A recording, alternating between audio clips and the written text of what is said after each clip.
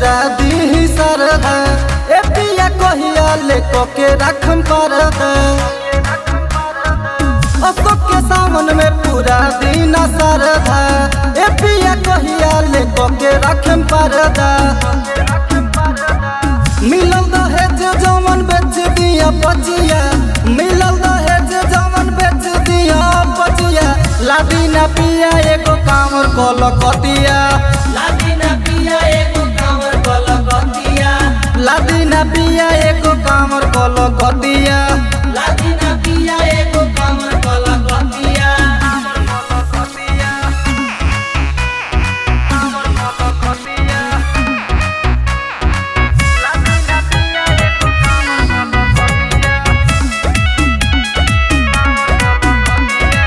सुनिए पिया का साधे निदमी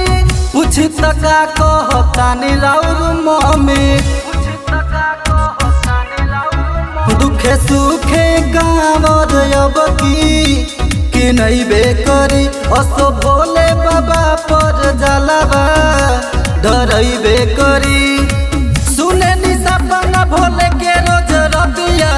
सुने नि सपना भोला के रोज रतिया लादी ना पिया एगो कामर कल कतिया लादी ना पिया एगो कामर कल कतिया लादी ना पिया एगो कामर कल कतिया लादी ना पिया एगो कामर कल कतिया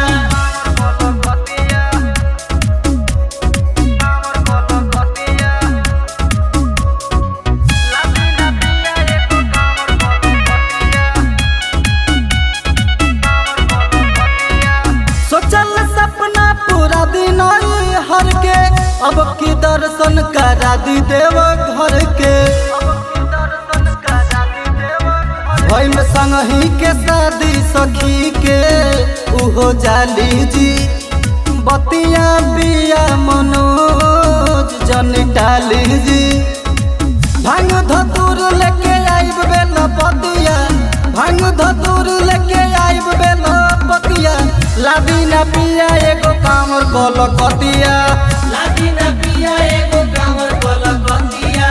लादी ना पिया एगो कामर कल कतिया लादी